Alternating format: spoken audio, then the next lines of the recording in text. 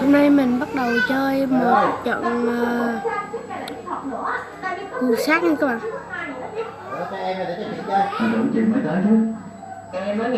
Bây giờ mình sẽ bắt đầu chơi.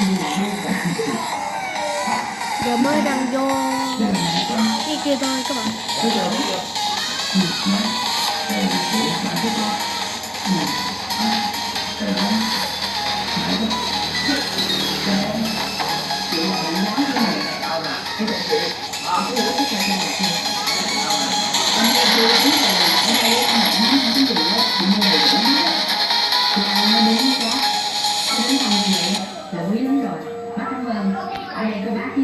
Mình vừa làm một bên tập kích, một bên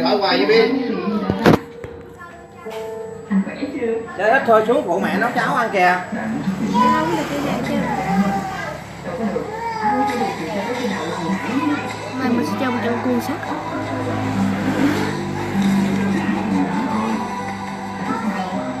Xa quá các bạn.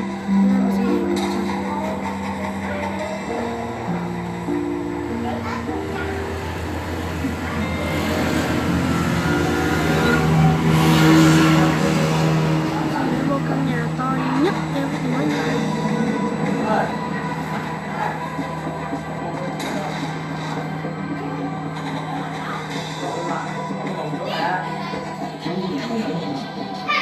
Như về lấy gì? Tôi không có gì. Không có thằng này là đội tính mà sợ.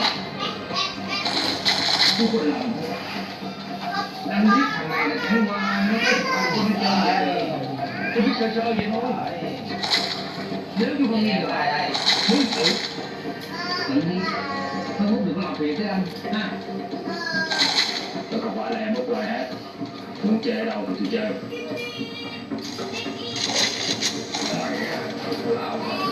Không thả khơi khơi tự nhiên chút tiểu chút mặt của tao. Thành nào sai tiếng đó.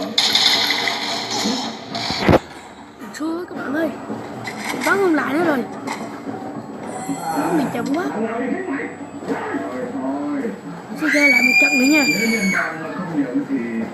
Mình sẽ chơi lại một trận nữa. Nhưng trận này mình sẽ chơi là màn khác nha các bạn.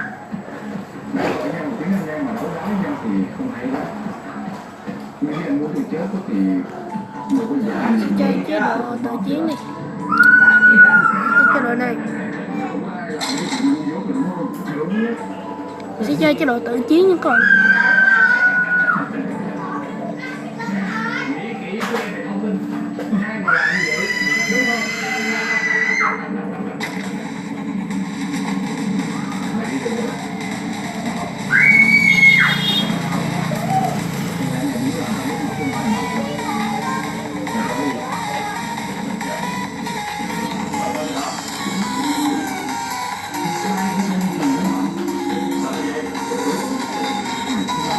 Bạn coi xong video các bạn nhớ like và chia sẻ và đăng ký kênh cho mình nha.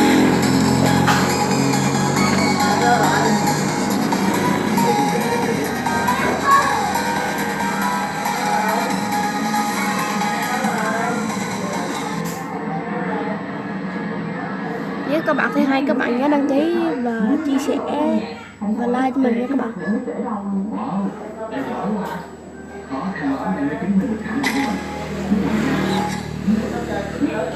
Mình sẽ không mua đó, mình sẽ không mua cái gì hết luôn. Mình dùng súng lục mà mình chơi tay không. Yên tâm, em nhất được đấy nhé. Chỉ sợ tới lúc đó Đấy, mình sẽ chơi tay không. Chơi tay không rất giỏi cho nên mình sẽ giống mấy người này nha các bạn. Mình đang đi kiếm thằng mình đấm.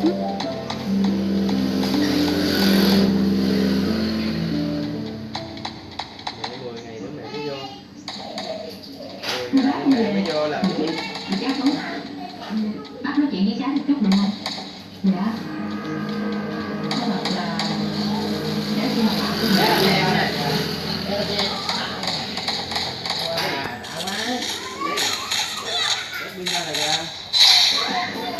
bạn 1 tháng rồi.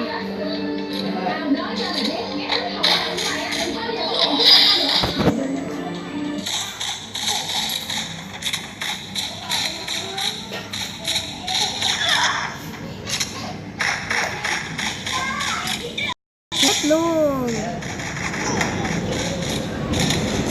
Rồi xong. Mình đã bị nó bắn rồi các bạn ơi, mình xui quá. Chắc bộ mình lần này thua quá.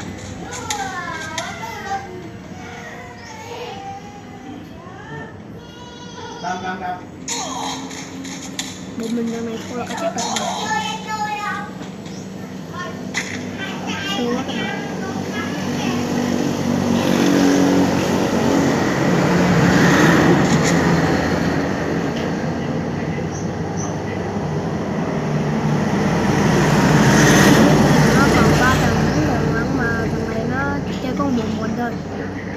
Mình không quen thằng này cho nên là mình sẽ để cho nó tự chơi.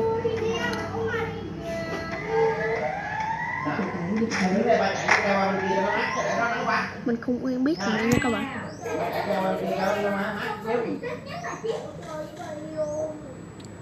Nên nó còn đến 4 thằng rồi, bên mình còn có 1 thằng. Sao mà bắn lại nó mà thằng này nó không chịu nhảy lầu từ từ như mà đúng là thể hiện. Đấy, rồi đó, mình biết mà. Một thằng có tính nào thắng được 4 thằng rồi các bạn. Giờ mình sẽ mua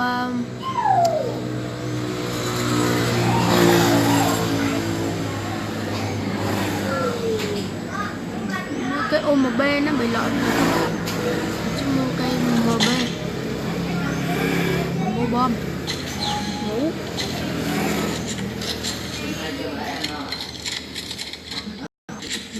Mình được bận skin 12 ngày nha các bạn. 3 cái kìa. Đi. Đưa vô 1 cái ơi. Đây mà 1 cái. Có một thằng ở đó các bạn. Rồi mấy đứa hả cầm cái giỏ ra ngoài giùm nó tự chiến nữa các bạn. Đi lấy cho 3 cái đi. Nè, vô.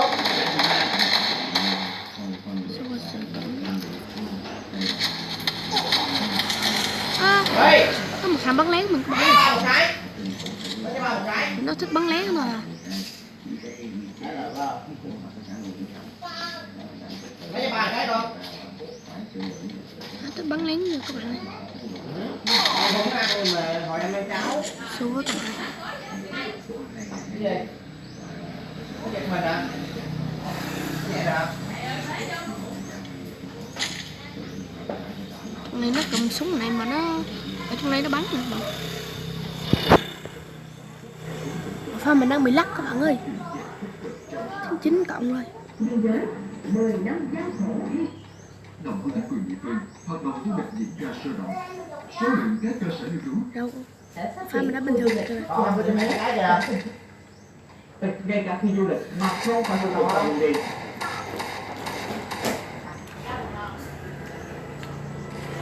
Bỏ tay ra. Được. Bỏ tay ra. Tao không cho nắm tay vô miệng đâu. Cái người bắn gà quá các bạn ơi. Nó không vừa đi bắn mà nó cứ đứng im rồi. Bồ tầng kia còn có 2 thằng thôi. Hai bên kia có 1 thằng. Đúng rồi. Có 1 thằng giết được 1 con nữa các bạn ơi. Giờ mình đang có 1.400 điểm. Mình sẽ mua cái này với mũ bom mìn luôn. Sẽ mua thật nhiều mìn để mình cài khắp nhà. Nó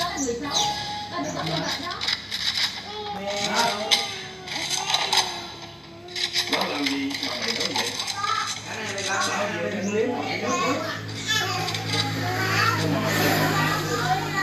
Lại còn cho tay sao mà lại cái lưng gì nữa?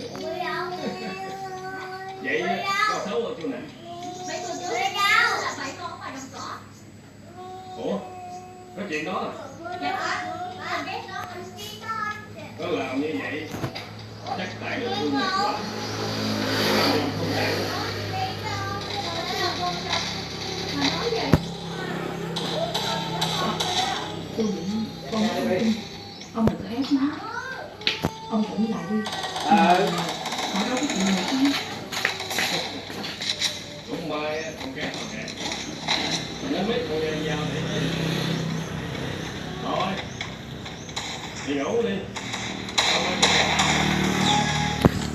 mình thắng một vòng nữa rồi các bạn ơi. Lần này mình có 400 điểm, mình sẽ mua một cây B90 đi. Sẽ mua thêm một cái mềm, 2 cái mềm nữa đi.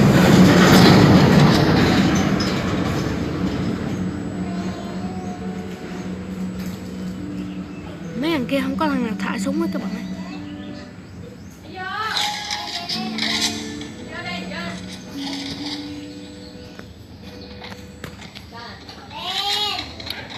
Mình có rất ít skin nên là mình không bắn cho lắm. Bỏ qua cho mình nha.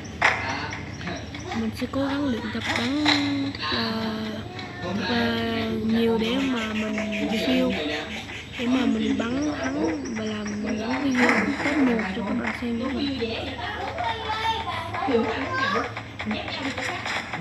Đây, giờ mình sẽ có một mẹo cho các bạn có thể thắng được mấy thằng này, nhưng mà các bạn phải leo lên trên này trước. Đây là mẹo nha các bạn.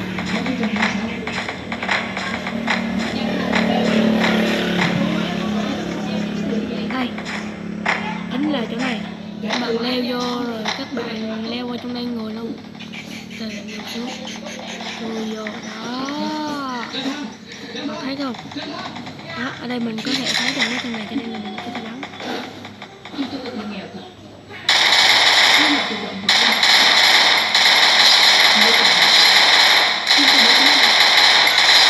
Đấy.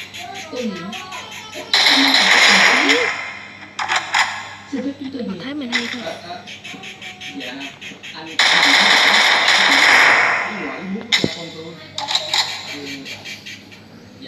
Bộ mới chỉ còn một thằng thôi mà mình không biết một thằng nó đang ở đâu. Mình nhìn xung quanh. Nhưng mình xuống lượm súng trước các bạn ơi. Thì mình bắn nó, mình có thể lượm súng mà.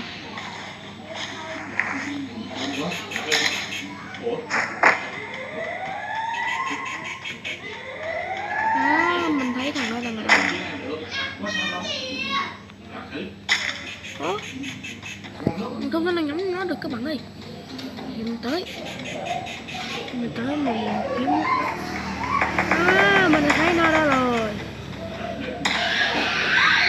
Mình sẽ đổ ra đi.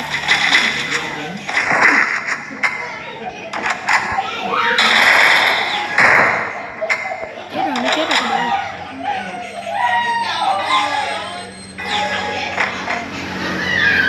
Mình sẽ có cái format này các bạn. Đấy, format của mình cũng có skin nha các bạn.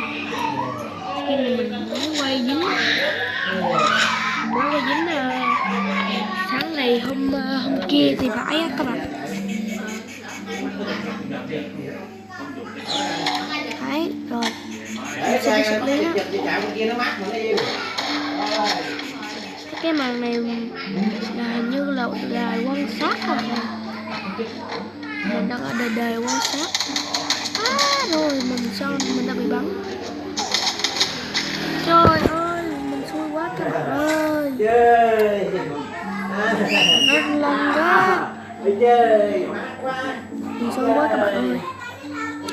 Buồn quá.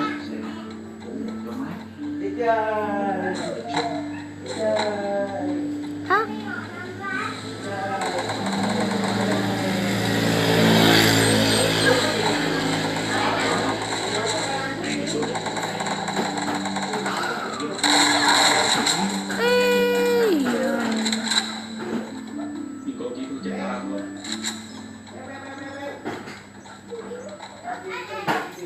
Một đứa.